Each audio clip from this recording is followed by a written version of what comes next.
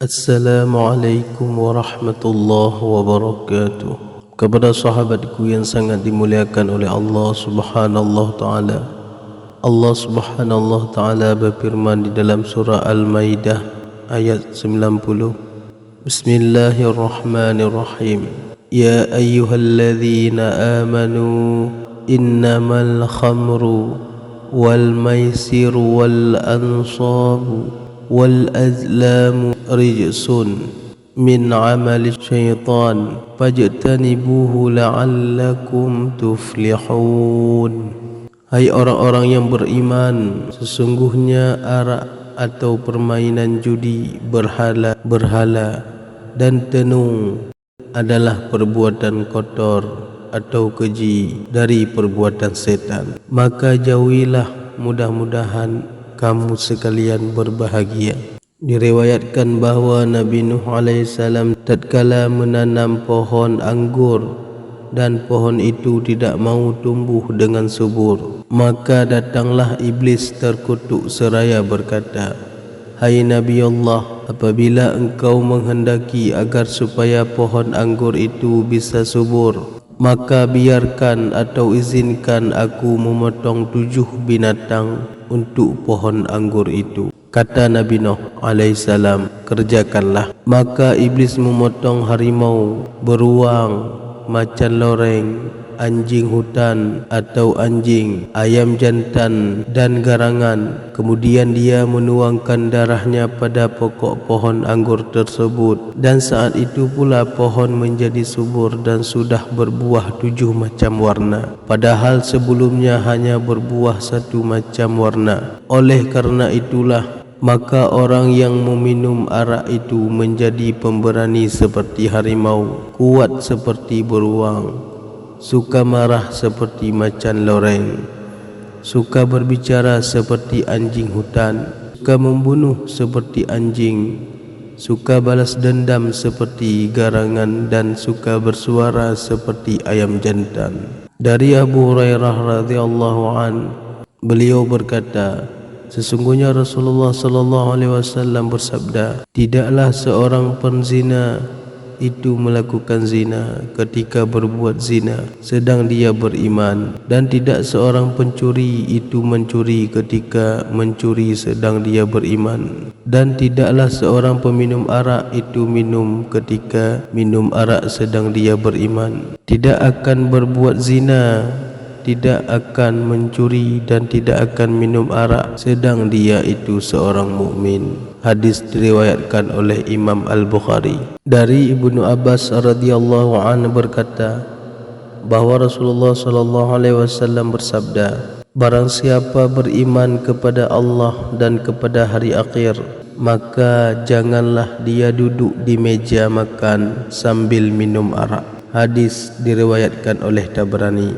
Dari Abu Hurairah radhiyallahu anhu berkata, Rasulullah sallallahu alaihi wasallam bersabda, apabila seorang berbuat zina atau lacur atau minum arak, maka Allah mencabut imannya sebagaimana orang yang melukat atau melepaskan baju dari kepalanya. Diriwayatkan juga oleh Abi Hurairah radhiyallahu an bahwa Nabi Muhammad alaihi salatu wasalam bersabda, apabila seorang itu berbuat zina atau minum arak, maka keluarlah daripadanya iman, dan iman itu di atas kepalanya seakan-akan merupakan bayang-bayang atau lindungan atau payung.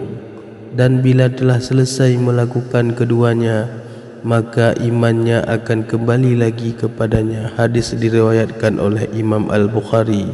Berkatalah seorang ahli fikih yaitu Abu Lais, jauhilah minum arak, karena di dalam minum arak itu terdapat 10 perkara yang tercela. Yang pertama, apabila seorang itu minum arak, maka kedudukannya seperti orang gila, dan akhirnya menjadi tertawaan anak-anak kecil, dan dia pun tercela bagi orang-orang yang intelek atau orang yang berakal. Yang kedua, bahawa arak itu bisa menjadi sebab hilangnya akal dan juga menghambur-hamburkan uang. Yang ketiga, minum arak itu bisa menjadi sebab timbulnya permusuhan dan perkelahian di antara sesama kawan. Yang keempat, minum arak itu menghalangi seseorang ingat atau berzikir kepada Allah dan menghalangi dia untuk mengerjakan salat. Yang kelima, minum arak itu mendorong perbuatan zina, sebab seseorang yang minum arak itu memungkinkan dengan mudah mencerai istrinya sedang dia tidak sadar. Yang keenam, minum arak itu kunci segala perbuatan jahat, sebab orang yang minum arak mudah sekali melakukan perbuatan durhaka. Yang ketujuh, minum arak itu bisa menyakiti para penjaganya atau teman-temannya karena mengiring mereka ke tempat yang fasik. Yang kedelapan, orang yang minum arak wajib dihad atau dihukum dengan 80 jilidan atau pukulan. Jika tidak dijilid atau dipukul di dunia, maka dia akan dipukul di akhirat dengan cemeti dari api neraka di hadapan orang banyak dan disaksikan oleh para ayah dan teman-temannya. Yang kesembilan, minum arak itu menyebabkan pintu langit ditutup baginya karena semua amal baiknya dan doanya tidak diterima selama 40 hari.